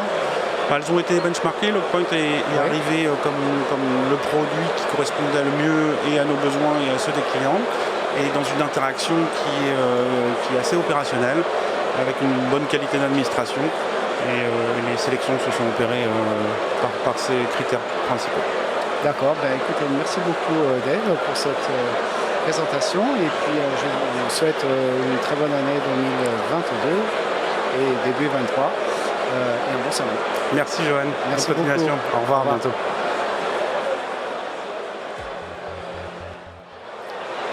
Nous sommes maintenant avec Francis Veil, alors vice-président marketing, partner et alliance et sales de Getronics. Bonjour. Bonjour. Alors Getronics, beaucoup connaissent, c'est une très très longue histoire. Et l'histoire la plus récente, c'est quand vous vous êtes présenté il y a quelques années pour reprendre l'activité infrastructure d'Overlap avec un investisseur mais qui a posé problème.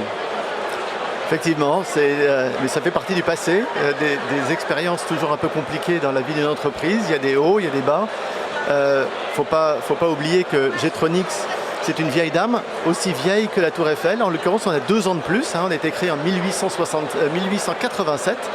On a 2 ans de plus que la Tour Eiffel. Donc on a vécu plein de choses, plein d'épisodes. Celui-là était un peu plus douloureux, mais c'est du passé. La société, entre-temps, a été rachetée. Alors on va quand même rappeler donc l'activité infrastructure d'Overlap, ce que c'était, le périmètre, ce qui vous avait intéressé à l'époque, ce qui vous avait motivé et ce qui s'est passé depuis.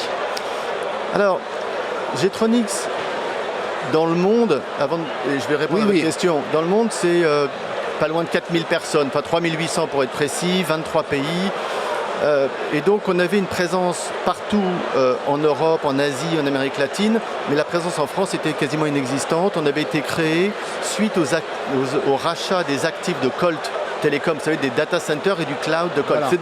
C'est de là d'où je viens en l'occurrence. Et donc il a fallu accélérer. Alors pour être bien se comprendre, on parle d'une activité de service. La partie qu'on avait rachetée chez Colt est la partie effectivement cloud service et qui a été la base de la recréation du relancement de Getronics en France en 2016. En 2018, nous avons voulu donc accélérer effectivement et on a fait cette acquisition de ITS Overlap pour sa partie VAR, resell, de grandes marques, IBM, HPE, Dell, etc. Voilà. Et excellent achat, mauvais timing, dû aux difficultés financières qui sont arrivées quasiment 3-6 mois après au niveau du groupe. Oui, parce qu'on n'a pas pu faire cette transformation. Vous aviez plus de cash à un moment, c'est ça? Exactement. Et comment vous avez maintenu l'activité alors? Eh ben, on l'a maintenu, pour être tout à fait transparent, on a perdu des parts de marché, on a maintenu l'activité, on a sauvegardé les emplois et on a tenu bon avec le soutien de nos partenaires technologiques, donc des vendors, des distributeurs qui ont joué le jeu. Jusque-là. Et que je remercie encore énormément parce qu'ils étaient là et ils sont encore là aujourd'hui. Jusqu'il y a 2 ans, et donc là, il y a 2 ans, vous faites rentrer un nouvel investisseur. Et donc là, la répartition des rôles change. Vous changez de fonction, vous prenez, on a dit le rôle, vous quittez le poste de président pour la France. Et qui est cet investisseur et quel est le projet? Alors, il s'agit d'un fonds qui s'appelle GSH Capital, qui est détenu par un entrepreneur d'origine sud-africaine mais qui vit en Suisse, qui s'appelle Kenton Fine. Et Ils ont donc racheté dans cette période compliquée la société au niveau du groupe. Là, on parle de début 2020, fin 2019 ? Absolument, absolument. Il y a 18 mois à peu près. D'accord. Ouais, absolument. Et donc, il y a eu une première partie où il a fallu restructurer la dette, l'effacer. Hein. On a fait un write-off de presque 300 millions. Ils ont réinjecté 100 millions. Il y a encore 100 millions, ça c'était l'année dernière. Il y a eu encore une levée de fonds de 100 millions qui a eu lieu il y a à peu près 2-3 mois à peu près. Donc tout ça c'est l'histoire ancienne. Maintenant vraiment c'est repartir de l'avant, réinvestir. On a, comme vous le savez, donc construit et plutôt reconstruit les offres cloud historiquement Colt avec une infrastructure complètement nouvelle. Donc il y a un très très gros investissement qui a été en France et partout en Europe. D'accord. Donc on est vraiment dans une dynamique positive maintenant d'investissement et je vais vous expliquer d'ailleurs la prochaine étape qui est la nôtre. Alors juste me dire aujourd'hui quel est le périmètre de l'activité en France ? Alors, avant peut-être de vous dire ça, parce que c'est important pour la suite. Rapidement, l'activité à peu près 300 millions du groupe, on ne communique pas de chiffres détaillés pour la France, mais peut-être l'activité c'est essentiellement autour, donc je l'ai cité, le cloud, l'intégration, la partie resell qu'on évoquait tout à l'heure, les applications, l'intégration et le développement d'applications. On a 1400 personnes en Espagne qui font du dev et du développement et de l'intégration en Espagne, 600 en Amérique latine. Et la plus importante, c'est le workspace, la partie poste de travail, qui est vraiment le métier historique, hein, pour les plus jeunes d'entre nous dont vous faites partie. Vous vous souviendrez peut-être qu'on a construit ça suite au rachat il y a très longtemps de Livetti, au rachat de Wang. C'est une vieille histoire.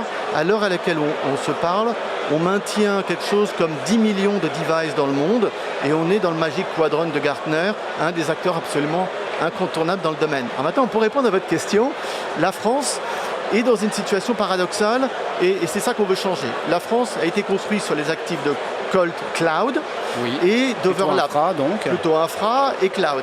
Donc la partie service, la partie infra. Et maintenant, ce qu'on veut, c'est se développer, accélérer à travers de la croissance, comme on dit, organique, et de pouvoir vendre en France la totalité du portfolio de Getronics que nous vendons partout, c'est-à-dire des applications d'intégration et évidemment essentiellement la partie workspace, poste de travail, qui est notre savoir-faire historique. Voilà, aujourd'hui en France, un marché qui est détenu, on peut le dire, par des Econocom, des Computa, c'est ça, hein? Oui, mais on a une très grosse différence avec eux, et si vous voulez, je peux développer quels sont les principaux atouts que nous avons. Nous sommes, comme je dis souvent, un acteur glocal, c'est-à-dire qu'on est global dans notre manière d'opérer, c'est-à-dire qu'on a un commercial qui vous vend un service mondial, le même contrat, le même SLA, le même service de ticketing, de monitoring, de supervision partout dans le monde, et on n'a pas de problème de PNL, de guerre entre les pays, de savoir où va le revenu entre les commerciaux, les patrons de pays. Non. Nous, on adresse une problématique client, un besoin client. On va essayer de simplifier la vie du client avec un contrat qui est simple, géré centralement et avec la même qualité de service partout. Ça, c'est notre différence. C'est une différence, effectivement, par rapport aux acteurs que j'ai cités. Il y en a d'autres ? Il y en a d'autres, on va pas leur faire de publicité. Bon. Non, de différence. Alors, oui, celle-là est importante. Ouais. Alors vous, parmi effectivement les réalisations que vous pourriez mettre en avant, vous avez approfondi vos relations avec vos partenaires donc historiques, hein, IBM, HPE. Alors voilà, qu'est-ce que vous avez approfondi et est-ce que vous pouvez allonger la liste ? Donc ceux que vous venez de citer font partie effectivement des partenaires historiques avec lesquels on a tous les niveaux de certification, des compétences et on accélère avec eux dans les sujets, on va dire, traditionnels de ce monde de l'intégration. Mais ce qu'on prend surtout en considération, encore une fois, c'est le besoin du client. Et le besoin du client aujourd'hui, il est hybride. Hein, de temps en temps, c'est du physique. On parle beaucoup de souverain. Vous savez que je suis président par ailleurs d'Eurocloud et on est très sensible à ce sujet de souveraineté chez Eurocloud. Et donc, on doit composer avec ce monde hybride. Donc, on a une patte, on va dire, dans cette partie intégration où on monte des solutions, on va dire, dédiées pour les clients. Et ça, c'est l'activité historique en France.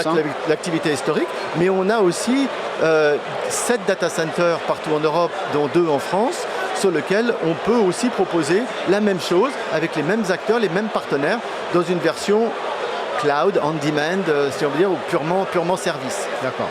Alors, effectivement, parmi les projets, il y a celui de faire de la croissance organique et il y a aussi celui de faire de la croissance externe. Alors, et vous avez même apparemment des cibles déjà identifiées?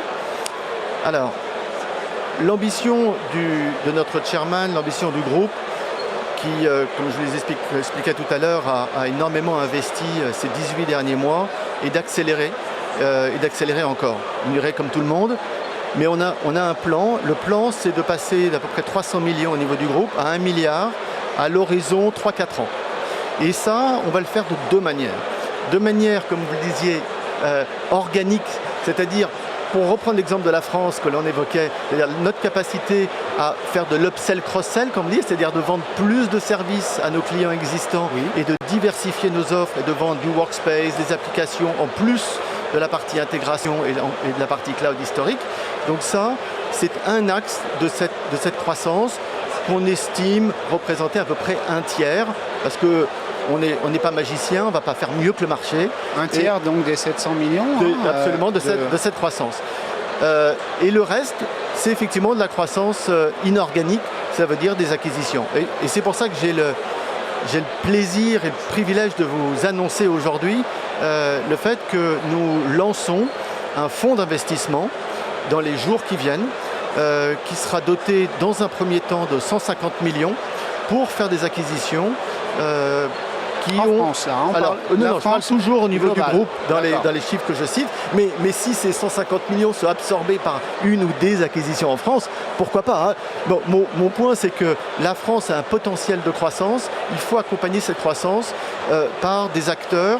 Et c'est pour ça qu'on a aussi choisi, et merci pour votre invitation, ce lieu aujourd'hui d'IT Partner, parce qu'il y a beaucoup de partenaires, et excusez-moi d'être un peu provocant, mais qui seront peut-être plus là dans 3-5 ans, parce qu'ils n'ont pas réussi cette transformation vers le service, vers le cloud. Et notre pari à nous, c'est de leur dire, venez nous rejoindre, venez rejoindre cette grande famille de 4000 personnes dans 23 pays, avec un catalogue de services très large, pour pouvoir accélérer votre propre transformation et assurer votre pérennité. Donc on va cibler des entreprises qui peuvent nous aider à nous développer dans les pays nordiques par exemple, qui peuvent nous permettre d'accélérer dans des sujets sur lesquels on est peut-être moins fort, comme le conseil par exemple, ou le domaine applicatif qu'on évoquait par exemple en France. Donc voilà, donc il va y avoir des sujets, on va dire, plutôt tactiques, plutôt stratégiques, en fonction des pays. Mais pour la France, je pense qu'il y a un énorme potentiel et on va mettre un focus particulier. Et donc pour peut-être compléter sur ce sujet particulier d'acquisition, je vais moi-même, dans les jours qui viennent, changer de rôle et maintenant travailler avec notre ancien chairman qui nous rejoint, qui s'appelle Mark Cook, qui rejoint le groupe pour s'occuper spécifiquement d'une équipe de M&A, et je vais rejoindre cette équipe dans les jours qui viennent. Ce qui était prévu à l'origine, il me semble, le projet d'origine, c'était ça. C'était ça, et comme quoi, vous voyez, il faut être persévérant dans la vie, je le suis, on s'accroche et on va réussir le plan initial. Très bien, merci beaucoup Francis, et puis j'espère qu'on aura l'occasion d'en reparler. Merci pour votre accueil. Très bon merci salon. beaucoup. Au revoir. Au revoir.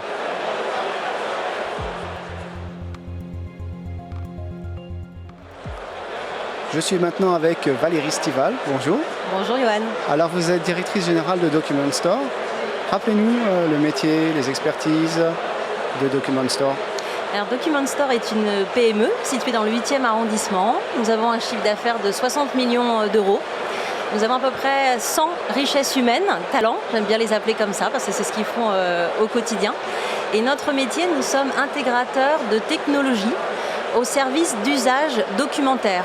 En fait, du document papier, on va tout doucement, on en parlera, vers le document digital. Quand on parlait maintenant, effectivement, historiquement, vous êtes un concessionnaire Xerox. Exactement. Au départ, nous sommes un concessionnaire Xerox. Nous le sommes toujours. Voilà. Exactement. Mais pas que. Voilà, hein, parce que là-dessus, c'est greffé pas mal de nouvelles activités, de briques, de solutions. Exactement. D'infrastructures. Alors un peu tout ça en même temps, exactement. Donc on a scalé également notre progression en fonction des besoins des clients, parce qu'on fait tout ça, bien sûr, par rapport à la progression et aux besoins de nos clients fidèles. Donc on fait également, bien sûr, donc de la bureautique, vous l'avez dit, mais on a une activité très forte et en expansion en informatique, et bien sûr en mobilier et fourniture de bureaux. Mais la grande part de notre croissance aujourd'hui, elle est menée par la souscription. Donc ce que je vous disais, le document papier qui devient un document digital. La souscription qui représente aujourd'hui 3 millions d'euros de chiffre d'affaires. De revenus, oui. 3 millions d'euros de revenus sur les 36 derniers mois. Et là, on attend une très forte croissance puisque nos clients, de plus en plus, nous demandent d'être en conformité avec les recommandations légales, des factures fournisseurs, des factures entrantes, des bons de commande. On a une ESN à Lille qui s'appelle Abildoc et qui permet en fait de faire de la gestion électronique et intelligente de documents. Donc de plus en plus, Document Store continue son métier d'origine, évidemment, mais accompagne ses clients pour rendre, j'aime bien dire, réussir leurs documents. Alors effectivement, que je comprenne bien, avant vous vendiez du forfait page, c'est ça, et aujourd'hui vous rajoutez à ça un abonnement pour manipuler et enrichir les documents qui sont produits avec ces copieurs. C'est ça. Le forfait page, on l'appelle chez nous le page pack. Voilà, exactement. On a toujours ce revenu-là, mais il faut dire qu'il est en décroissance. Oui. Il y a eu la pandémie. On ne va pas forcément revenir dessus, mais les gens ont quitté les bureaux, sont revenus à la maison. Alors voilà, on est quand même 2 ans après, et 2 ans après, les effets sont quand même toujours considérables. Les effets sont, c'est pas forcément le mot que je mettrais, ils ont été considérables. Oui. Ils sont toujours là. Oui. Il y a toujours une décroissance des pages imprimées. Je pense qu'on ne reviendra pas au niveau initial d'avant la pandémie, mais aujourd'hui arrive et compense très fortement en fait le revenu de souscription, ce document digital qu'on rend intelligent. D'accord. Donc ce sont les mêmes clients qui aujourd'hui diminuent un peu leur consommation de papier et d'impression, mais qui souscrivent ces abonnements. Exactement. D'accord. Alors je peux vous demander également quels sont vos enjeux pour les prochaines semaines, prochains mois. Alors, l'année dernière, notre président Alexandre Loret était venu vous annoncer la création d'un centre d'appel pour nos clients, rue de Lisbonne, là où nous sommes. J'ai envie de vous dire que c'était la création il y a maintenant 9 mois. Ça y est, l'équipe a été fondée. Donc la première des préoccupations, c'est pour ça que j'insiste là-dessus, c'est la satisfaction de nos clients. Réussir à les dépanner en temps en heure. On a une équipe prête au premier étage de la rue de Lisbonne qui enchante, en tout cas c'est leur métier, d'enchanter nos clients. Donc mon premier enjeu, c'est déjà ça. Le deuxième, c'est de les aider à passer du document papier à un document digital, mais de façon accompagnée, pérenne. Rendre ce document réussi. Pourquoi c'est important pour nous qu'ils réussissent cette transformation? Parce que ça les rendra plus forts. Ça va muscler leur communication et ça va leur permettre tout simplement de se centrer sur le cœur de leur métier et pas la façon dont le document communique. Savoir qu'il est bien stocké, qu'il est bien archivé, qu'il est bien reçu, qu'il est bien envoyé. C'est notre métier aujourd'hui. Et ça, c'est le rôle d'une équipe en particulier chez vous? C'est le rôle de tous les commerciaux de Document Store. Tout le monde aujourd'hui sait parler à ses clients de la meilleure façon, de laisser un document imprimé, parce qu'il a son sens d'être imprimé, très clairement. Oui. Et d'autres, ils ont du sens à ne pas l'être et à être différemment utilisés. Alors comment vous voyez l'évolution de la conjoncture économique sur votre activité? Alors l'activité reprend très fort, on prévoit de la croissance. Déjà je suis contente de vous dire qu'en 2021, fin 2021, on a retrouvé le niveau de chiffre d'affaires et de profitabilité qu'on avait avant la pandémie. Donc déjà c'est satisfaisant pour nous et pour nos collaborateurs. Et nous on prévoit une croissance très forte dans la souscription de documents digitaux. D'accord. Et une actu, alors je ne sais pas de quoi il s'agit, la communauté Initia, de quoi s'agit-il? Alors la communauté Initia, c'est une tribu, j'ai envie de vous dire ça. C'est une association qui a été créée donc en 1990 initialement par 80 concessionnaires à travers la France. Donc ces 80 concessionnaires, ça représente 2500 collaborateurs quand même. Ils partagent des mêmes envies, des mêmes valeurs, c'est-à-dire ils sont partis donc, ils continuent à promouvoir la marque Xerox, qui est quand même le berceau de cette communauté. Et ils font de l'informatique, évidemment toutes les activités que je vous ai listées. Okay. Et donc, cette communauté, en fait, elle permet de faire du benchmark, de communiquer entre nous, mais surtout de recruter. Et c'est mon message, à la limite de fin, que j'aimerais vous laisser, c'est que nous recrutons. Donc Initia, vous allez sur le site Welcome to the Jungle et vous allez forcément trouver, pour ceux qui nous écoutent, qui cherchent un job de développeur, de commercial, de chef de projet, d'assistant marketing, vous avez forcément un job qui vous attend dans la communauté Initia. Très bien, mais donc ce sont les postes que vous recherchez actuellement. Et plein d'autres encore, Joanne. Très bien, merci beaucoup Valérie pour ces explications. Merci beaucoup. Bonne journée à vous. Merci, au revoir.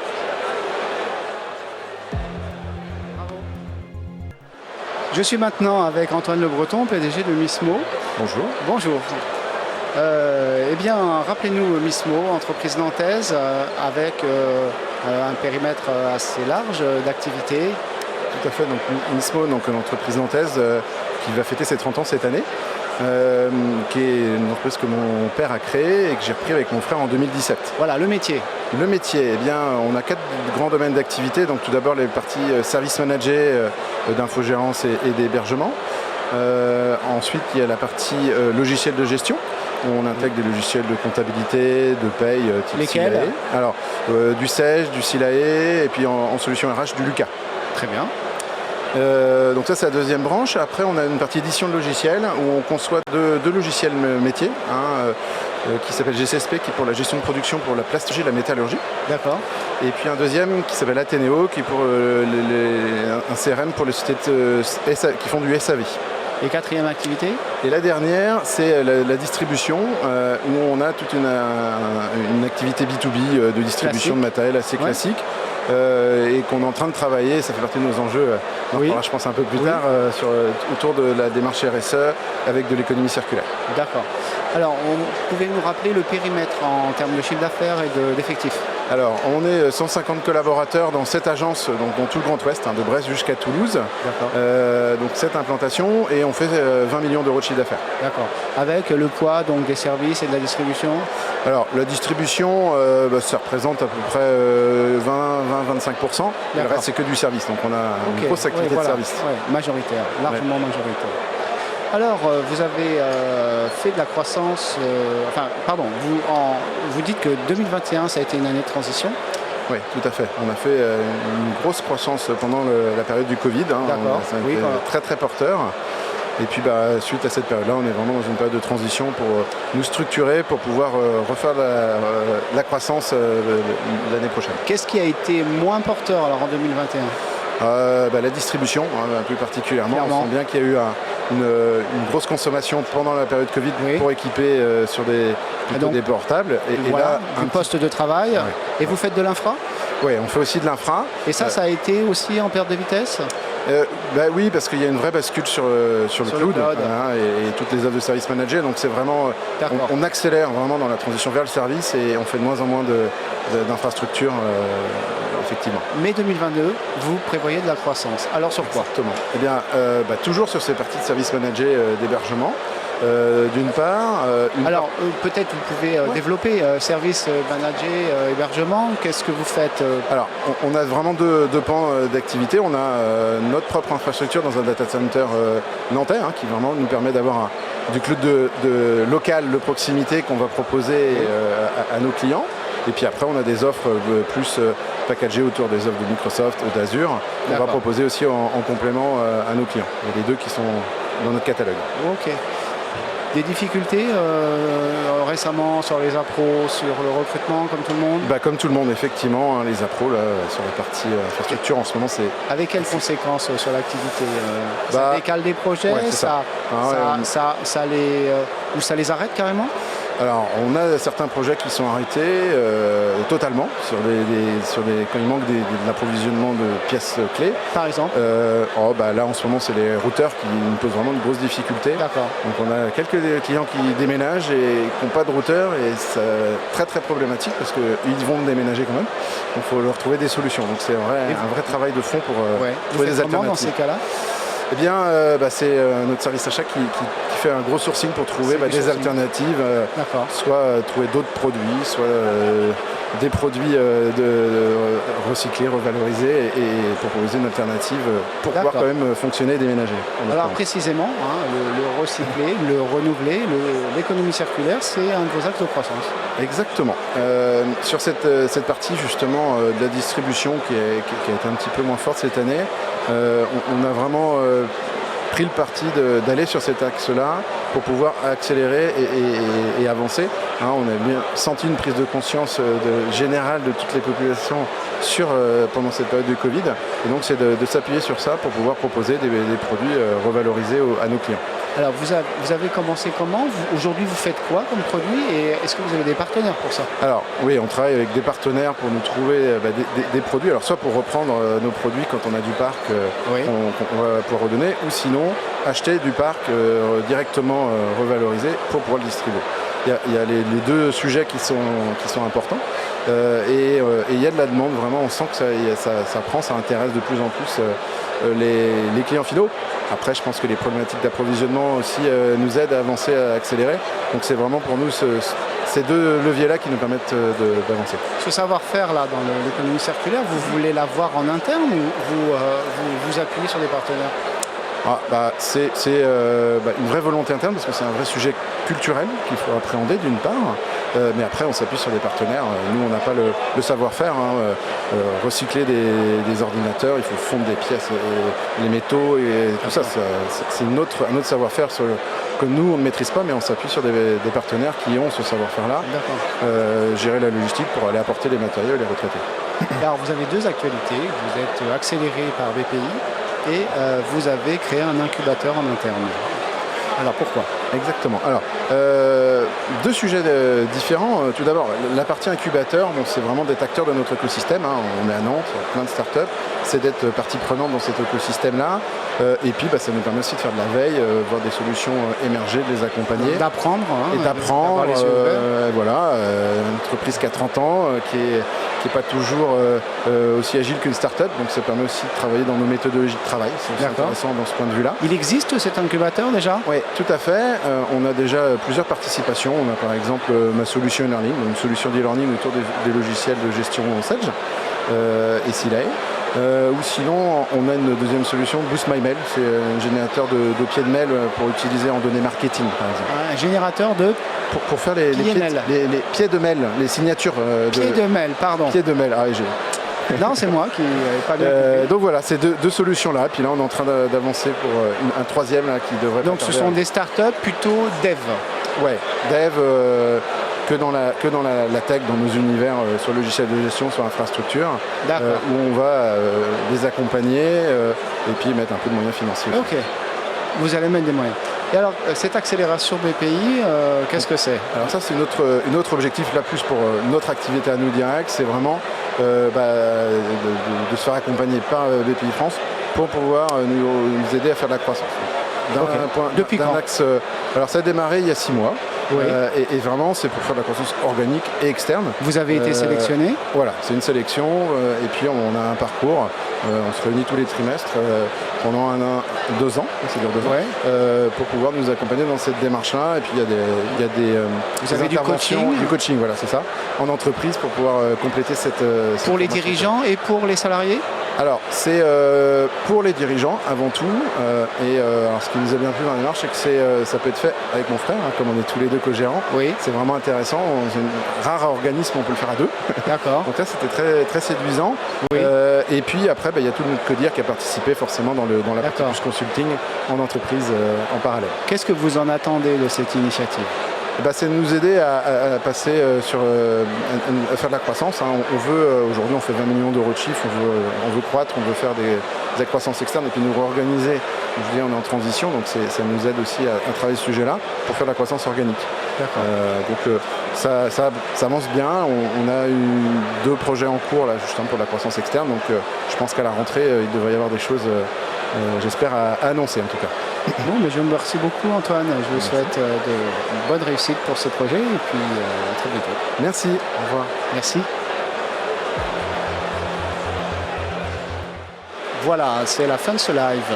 Je vous remercie de nous avoir suivis et je vous donne rendez-vous demain à 14h pour une nouvelle liste d'invités. Bonne soirée.